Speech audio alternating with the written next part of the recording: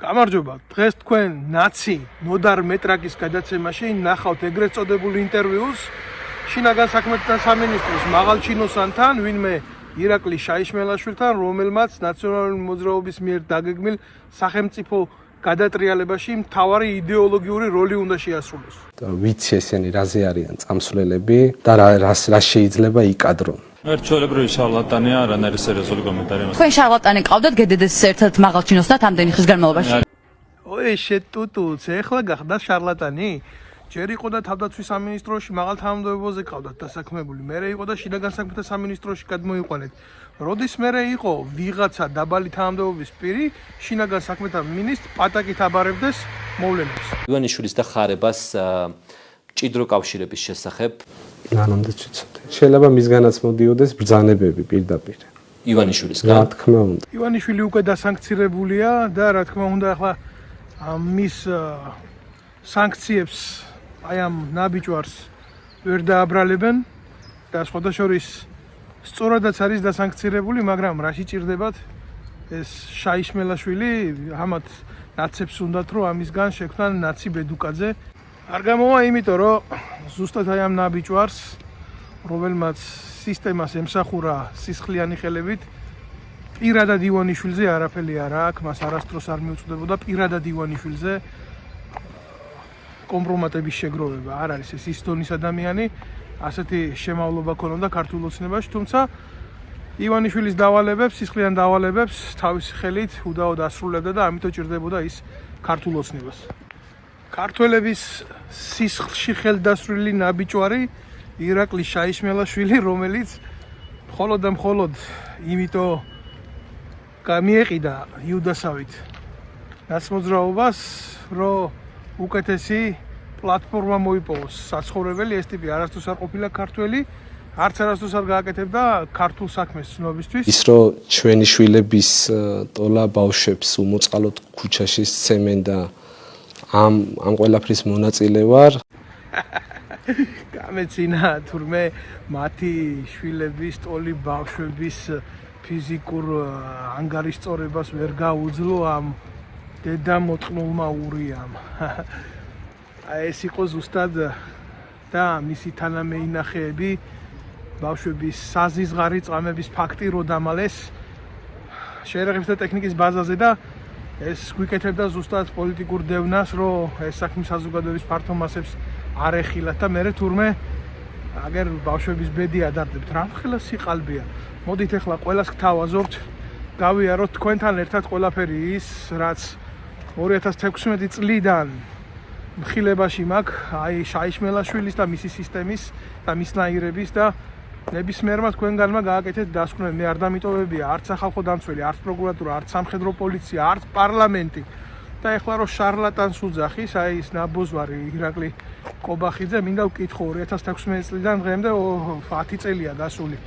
ეს შარლატანი ამხელა თანამდებობებზე როგორ გადაალაგეთ და როგორ ქმნიდით და როგორ გეჭირათ ტერორისტული ეგრეთ წოდებული ხელისუფლება ესეთი ნაბიჯვრების ხელით. წავედით, ნახეთ ყველამ, ბოლომდე ნახეთ ეს ყველაფერი და იცოდეთ ვინ ურტყამს თქვენ შვილებს და ვინ ართმევს საქართველოს მომავალს. 2016 წელს სამხედრო ბაზაზე ჩადენილ ვანდალურ აქტს, ეს არის მცირეწლოვანი ბავშვების წამება, რადროსაც ყარაულის უფროსმა ნიკოლოზ ქველაძემ შეტყუებით გადაიყვანა საყარაულო შემოღობაზე მცირეწლოვანი ბავშვები, მოატყუარა მათ, რომ ჩასვავდა ტანკებში სათამაშოდ. უპირველეს ყოვლისა ისინი შეურაცხო, აბანავა ხანძარ საწინააღმდეგო კასრში თავით, ფაქტიურად ახრჩობდა იქ. შემდეგ შეიყვანა გასახდელ ოთახში, სადაც ჯარისკაცები ტანსაცმელს აშრობენ წვიმის დროს და დასვა დენის გამათბობელზე, სადაც დენის ჩამრთველ გამორთველი ეგრეთ წოდებული რუბინიკით ეთამაშებოდა მათ, როგორც უკეთებდა დენის კამის იმიტაციას. გარდა ამისა, შეშის ყუმელიდან გამოიღო ნახშირი და უსვამდა მათ სხეულებზე. ბავშვები ტიროდნენ, იყვნენ აფექტურ მდგომარეობაში.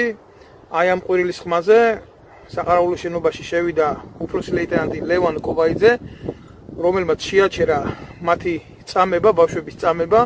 ლევან კობაიძე იყო ნაციონალური მოძრაობის დროს უდანაშაულოდ დაჭერილი და გასამართლებული გლდანის ციხე, გლანის ჯოჯოხეთ გავლილი ოფიცერი, რომ მან ყველაფერი ამის შესახებ მოახსენა სამხედრო ბაზის მეთაურს ილია ლუტიძეს რომელმაც არანაირი რეაგირება არ მიიღო აღნიშნული შესახებ. თვითონ საყარაულო მსვლელობის პროცესში ეს ბავშვები მოვიდნენ ჩემთან, განმიცხადეს აღნიშნული დანაშაულის შესახებ. დავინტერესდი, მოვიკვლიე, გამოვკითხე ლევან კობაიძეს ეს ამბები, დამიდასტურა მან ყოველივე, რის შემდეგაც მე მოვთხოვე ლუტიძეს მიემართა სამხედრო პოლიციისთვის. ყოველივე ამის შემდეგ სამხედრო ბაზის მეთაურის შტაბის უფროსისგან, ეს იყო ირაკლი შაიშმელაშვილი, მე მივიღე პირადი სახის მუქარები, რაზეც მე უკვე პირადად განვაცხადე სამხედრო პოლიციაში და გენერალურ ინსპექციაში. გენერალურ ინსპექციას თინა ხიდაშელის დროს ხელმძღვანელობდა 26 მაისის პროკურორი, თინა ხიდაშელის თანაპარტიელი და თანამოაზრე, რომელმაც რა თქმა უნდა მხოლოდ და მხოლოდ ეს საქმე შემოაბრუნა ჩემს საწინააღმდეგოდ, დაიწყეს ჩემი დევნა, ეს იყო სხვადასხვა ხასიათის, მოითხოვდნენ ჩემგან დუმილს. მე მივმართე პროკურატურას სისხლის სამართლის საქმის აღძრისთვის. დაიწყო სისხლის სამართლის საქმის გამოძიება ქალბატონმა თინა ხიდაშელმა, სერგო ძაგნიძის, მაშინდელი სამხედრო პოლიციის უფროსის მითითებით, აი აღნიშნულ ბავშვებთან მიაგზავნა სამხედრო პოლიციის ჯგუფი, რომელსაც მეთაურობდა ვიცე-პოლკოვნიკი. მათ დააშინეს ბავშვები, აღნიშნული ბულინგის მსხვერპლი ბავშვები, რომ უარ ეყოთ ეს განცხადება, რომელიც ჩემს მიერ იყო გაკეთებული. გაიყვანეს ოთახიდან და ტუჩზე თითის მიდებით უთხრეს, რომ მათ ისინი არავის არ ყავდათ ნაწამები. ბოჭკაში გაბანავეს? ისა, ვინმე იყო შენთან მოსული პოლიციიდან? ჯარის პოლიცია ვიცე-პოლკოვნიკი და კიდე ერთი. აჰა, 4 იყვნენ სულ მოსული, ხო? ასაგებია. ერთი ვიცე-პოლკოვნიკი იყო, ერთი სერჟანტი იყო. როგორ გითხეს თუ? როგორ გითხეს? ჩუ, ბოჭკაზე უთხარი ჩუ. ანუ როგორ იყო ბოჭკაზე რო უთხარი, რომ ისა რა ქვია? აღანა ისო ჩუ. როგორ ხელით განიშნეს? რა ჟესტი გააკეთე, შეგიძლია მანა ხო? ას ჩუ. ეს როცა უთხარი, რომ ბოჭკაზე აღანა. მეორე მიტირა? დაჩტირა და გავიჟი აღაგა. ეს გახსოვს იქ რო შემოვიდა საყარაულო შენობაში? მაშინაც ის ბავშვებიც იქ იყვნენ, ხო, სამივე? თავისთავად ამან უყვა რეპრესია, დაგუთხოვეს შეიარაღებული ძალებიდან სხვადასხვა მოტივებით. მაშინ გადაწყვიტა ქალბატონი თინა ხიდაშელის და ანადოლიძის პოლიტიკურმა მმართველობამ, რომ ეს საქმე არ იყო სამართლის საქმე, ვინაიდან ეს იყო მათი პოლიტიკური იმიჯის საქმე და ასე დამალეს ვანდალური დანაშაული, რომელიც თავისი სისასტიკით მხოლოდ ფაშისტურ გერმანიაში მომხდარ საკონცენტრაციო ლაგერის პროცესებს წააგავდა. იძულებული გავხდი, პირადად მომეპოვებია აღნიშნულის დამადასტურებელი დოკუმენტური მასალა. გამოდის, რომ ვიმოქმედე სამხედრო პოლიციაზე და პროკურატურაზე ეფექტურად, მოვიძიეს მცირეწლოვანი ბავშვები და ჩავწერე მათთან ინტერვიუ, სადაც სრულად დაადასტურეს ჩემს მიერ მოხსენიებული ფაქტები. და მივიტანე პროკურატურაში. პროკურატურამ ძალიან ზანტად აღძრა საქმე ამის შესახებ, ვინაიდან ქალბატონი ხიდაშელი იყო ყოფილი მინისტრი, რა თქმა უნდა, ის საერთოდ არ დაკითხეს ამ დანაშაულის გამო და დღეს ვიღებთ ესეთ შედეგს, რომელსაც ძალოვანი უწყებების საკუთარი მოქალაქეების წინააღმდეგ ასე ვანდალურ აქტად იყენებენ, ცემენ, კომატოზურ მდგომარეობაში აგდებენ. და რა ვიცი, იმ პროცესების გათვალისწინებით, რასაც ესენი ჩადიოდნენ, მე ნორმალურად მიმაჩნია, იმიტომ რომ როდესაც დახურულ ბაზაზე ვიღაცა კრიმინალი სამხედრო ფორმაში გადაცმული აკეთებს ბავშვების წამებას, ადამიანების შეურაცხყოფას და ასე შემდეგ, ის როდესაც მას მიეცემა იმის საშუალება, რომ საზოგადოების წინ ეს აგრესია გამოავლინოს, აუცილებლად ამას გააკეთებს და მითო იყო ის 50-მდე დაზიანებული ახალგაზრდა, ის დაინვალიდებული ხალხი, რომელიც ჩვენ ქუჩაში ვიხილეთ. ეს არ იყო ვიღაცა შემთხვევითი ტიპი, ირაკლი შეიშმელაშვილი იყო ოპერატიული დაგეგმარების უფროსი. ეს ის კონკრეტული მაღალჩინოსანია, რომელიც გეგმავდა ამ სისხლიან პროცესებს საქართველოში. ირონია ისაა და სიყალბე, რომ დღეს გვეუბნება, რომ თურმე ეს კრიმინალია, მაგრამ არა მისი გაკეთება. და ამ იუდას თავი ქრისტედ უნდა რო შეფტენოს და ეგრე არ არის, არ გამოვა ესე. ეხლა კი გამოვყევით, ისევ გავაგრძელოთ იმ ისტორიის ხილება, რაც მე გავიარე საკუთარ ტყავზე, აი ამათ მიერ ჩადანილი დანაშაულის ხილების პროცესში.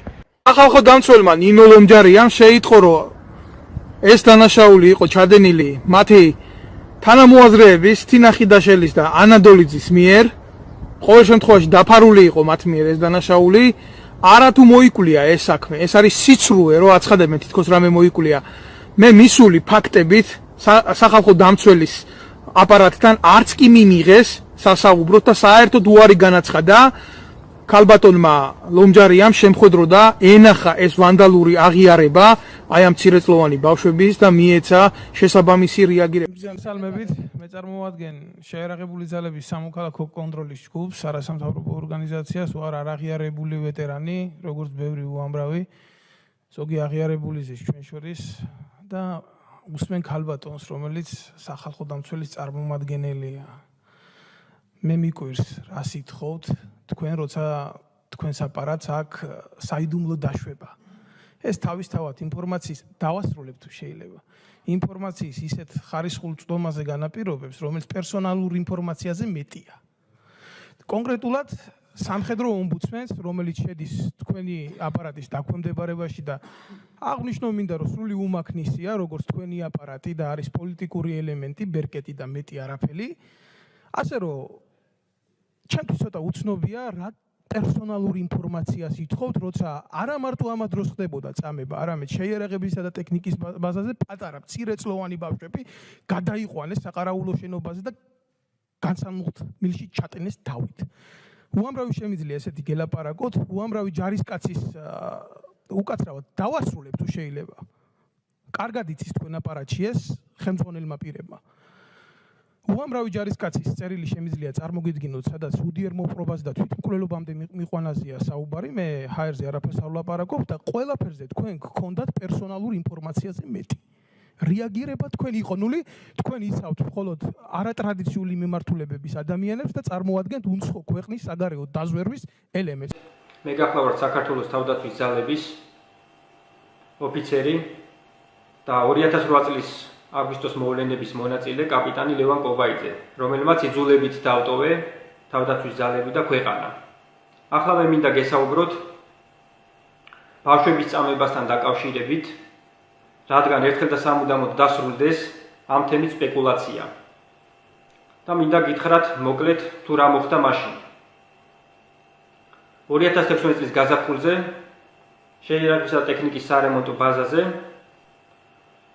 მინდოდა მესარგებლა საყარაულოს საპირფარეშოთი. როდესაც მივედი საყარაულოს შემოღობასთან, შორიდანვე შევნიშნე ორი მცირეწლოვანი ბავშვი, ეზოში.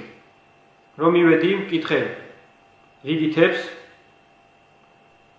თუ რატო იყვნენ ეს ბავშვები სველები, ტანსაცმელი და მთლიანად სველები რო იყვნენ და რა უნდათ საერთოდ, რიგითებმა მიპასუხეს, რომ ყარაულის ქროსმა კაპიტანმა ნიკოლოზ ქველაძემ ეს ბავშვები გადმოასმენა ღობეზე და თავად წყლით სავსე კასრში აყურყუმელავა ეს ბავშვები. მოგეხსენებათ, რომ მოსკოვის პროსპექტზე არის ეს ქვედანაყოფი და არის საცხოვრებელი კორპუსები იქვე საყარაულოს შენობასთან და ეს ბავშვები ღობეზე ამოდიოდნენ ხოლმე და ესაუბრებოდნენ რიგი ჯარისკაცებს. შემდეგ რომ გავაგრძელე გზა საყარაულოს შენობისკენ, რომ შევედი საყარაულოს შენობაში, ფხიზელიცვლის ოთახში, დამხვდა ესეთი სიტუაცია. ორი რიგით ჯარისკაც, რიგით კასუმოვს და რიგით გიგლემიანს, ეს მცირეწლოვანი ბავშვი ასე 7-8 წლის, ბიჭი, გვარად არაქელიანი, კლავებში ეკავათ, ხოლო ყარაულის უფროსი ნიკოლოზ ქველაძე ერთ ხელში შეშის ღუმელიდან გამოღებული ნაცარი ჰქონდა და ამ ბავშვს სახეზე უსმევდა და მკერდზე, ხოლო მეორე ხელით ყურებს უწრეხავდა. ეს ბავშვი მთლიანად თავის ტანსაცმლიანად სველი იყო და განწერული ხმით ყვიროდა და შველას ითხოვდა, ტიროდა. აღნიშნული ფაქტი მომენტალურად განვტვირთე და გავაშვებინე ხელი. და ვუთხარი ეს ბავშვი სასტრაფოდ უნდა გაიყვანა საყარაულოს შენობიდან და შეიძლებოდა როგორც ამ ბავშვს ექცეოდნენ. ხოლო ნიკოლოზ ქველაძე მიპასუხა, რომ ეს მისი საქმე იყო და ეს წინა დღეებში ეს ბავშვი აბრაზებდა და ასე უხდიდა სამაგიეროს. მე ვუთხარი, რომ სასტრაფოდ უნდა გაეშვათ ეს ბავშვი, კიდევ გავუმეორე და უთხარი რომ საპირფარეში და როგორც გამოვიდოდი ეს ბავშვი აღარ დამხვედროდა ამ შენობაში. საპირფარეში და რომ გამოვდიოდი ამ ბავშვის განწირული ხმა მესმოდა. იქვე გვერდზე იყო საშრობი ოთახი, სადაც ეს ბავშვი შეუყვანიათ და გამათბობელი არის დენის ბეჭებით იყო ეს ბავშვი დაწვენილი, რიგი ჯარისკაცებს ეკავათ, ხოლო ნიკოლოზ ქველაძე ერთი ხელით ჩამთველ გამომთველთან, ხოლო მეორე ხელით კი ამ ბავშვს შორტს აზრობდა და ჩამთველ გამომთველზე იმიტაციას აკეთებდა, ვითომ დენი შედიოდა ამ გამათბობელში და აშინებდა ამ ბავშვს, რომ დენი დაარტყავდა. ეს ბავშვი შიშისაგან განწირული ხმით ყიოდა და ტიროდა და შველას ითხოვდა. ეს ბავშვი მაშინვე გავაშვებინე და ჩემთან ერთად საყარაულო შენობა დატოვა ამ ბავშვმა. ამ ფაქტის შესახებ გაიგო მშობელმა დედამ, რომელიც იმ დღისითვე მოვიდა ქვედანაყოფის გამშვებ პუნქტთან და ითხოვდა მეთაურთან შეხვედრას. ასევე ეს ფაქტი დააფიქსირა მაშინდელმა ბაზის მორიგემ ჟურნალში. ჩემგან გაიგო ბაზის მეთაურმა პოლკოვნიკმა ილია ლუტიძემ და ასე მითხრა: არა უშავს, მე რა მოხდაო? ნუ ღარ გააზვიადებთ ამ ფაქტსო და ნუ გაიტყვით სამხედრო პოლიციასთან და მაგით დამთავრდებაო, არა უშავსო. ასეთი პასუხი გამცა. მეორე დღისით დავით ნემსაძემ საც გაიგო ეს ფაქტი რიგითი ჯარისკაცებისგან და ჩემთან გადაამოწმა ეს ფაქტი, რომელიც მე დაუდასტურე, რადგან პირადად ვიყავი ამ ფაქტის მხილველი და მოწმე.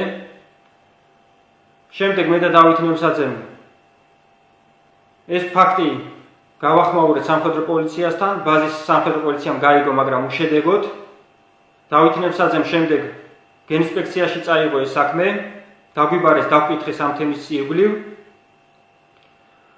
მუქარები დაგვიწყეს გენინსპექციაში, იქ შემოვიდა ედუარდ დემეტრაშვილი, ილია სუხიაშვილი და დაგვიწყეს მუქარები, რომ თუ რატო მივიტანეთ ეს ფაქტი მათთან, ეს ბავშვების წამების ფაქტი, შეიძლებოდა არ გაგვეხმაურებინა, რომ ამის შემდეგ ჩვენ ქვედანაყოფში ვეღარ ვიქნებოდით კარგად და იმუქრებოდნენ. შემდეგ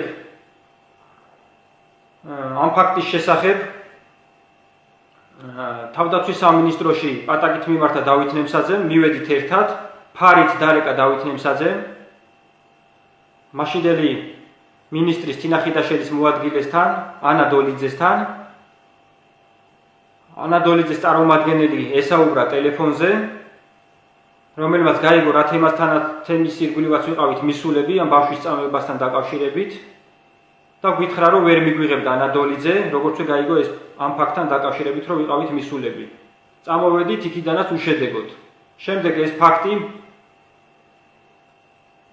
დავით ნემსაძემ და მე მივიტანეთ სახალხო დამცველთან, მაშინ იყო უჩან ანუაშვილი, მაგრამ არც კი მოგვისმინა საერთოდ და არანაირი შედეგი არ დადგა მათი მხრიდან. შემდეგ რამოდენიმე წლის მერე ამ ფაქტის შესახებ დავით ნემსაძემ და მე ამ ბავშვიდან მოვიძიეთ ინტერვიუ პირადად ამ ბავშვისგან და არსებობდა ვიდეო მასალა, რომ ეს ბავშვი იძახის თუ როგორ აწამეს და როგორ მოექცნენ ამ ბავშვს და შემდეგ სამხედრო პოლიციელი წარმომადგენელი როგორ მივიდა მის სახლში და თითით ტუჩთან მიტანით როგორ გააფრთხილა, რომ ჩუ რომ არ ესაუბრა ამ თემაზე ამ ბავშვს და ასეთი მუქარებით სამხედრო პოლიციამ დატოვა ამ ბავშვის სახლი. ეს ყველაფერი მასალა ქონდა დისკზე მიტანილი ნინო ლომჯარიასთან, რომ გაიგო რაზეც ვიყავით მისულები, არ მიგვიღო და უკან გამოგვაბრუნა. შემდეგ ამ თემით ასევე თავდაცვის სამინისტროდან გიორგი მოლოდინი იყო დაინტერესებული და იმუქრებოდა და მეთაურთან არაერთხელ დარეკა ლუტიძესთან და ლუტიძემ გითხრა, რომ ჩვენ ამ თემით გავირთულეთ საქმე და ურეკავდა მას გიორგი მოლოდინი თინა ხიდაშელის დავალებით, რომ ამ ფაქტზე ჩვენ გავჩერებულიყავით აღარ გაგვეგრძელებინა ბავშვების წამების ირგვლივ საუბარი საერთოდ და შემდეგ მოხდა ისე, რომ ამ თემის ირგვლივ ამ თემას შეეწირა დავით ნემსაძე, ერთ თვეში მიზანმიმართულად გამოუცხადეს 3 საყვედური და დაითხოვეს შეიარაღებული ძალებიდან და დევნიდნენ მიზანმიმართულად. მინდა გითხრათ, მე შემდეგ გიორგი მოლოდინმა დავით ნემსაძეს პირადი საქმე გაასაჯაროვა, რაც არის სისხლის სამართლის დანაშაული. აქციებზე მოხვედი? კი, ვიყავ. მეგობართან. მას შემდეგ რაც გადადექი აქციებზე წახვედი? ნიღაბი მეკეთად. კაცის დედა შევეცი, რომელსაც საკუთარ ხალხთან ნიღბის გარეშე დგომის უფლება არ აქვს და ეშინია. დანარჩენი მე ვიტყვი, რომ რა თქმა უნდა ცვლილებები უნდა მოხდეს ქვეყანაში, ეს აუცილებელია, მაგრამ უნდა მოხდეს ლეგიტიმური გზით და არა ნაცმოძრაობის რევოლუციით.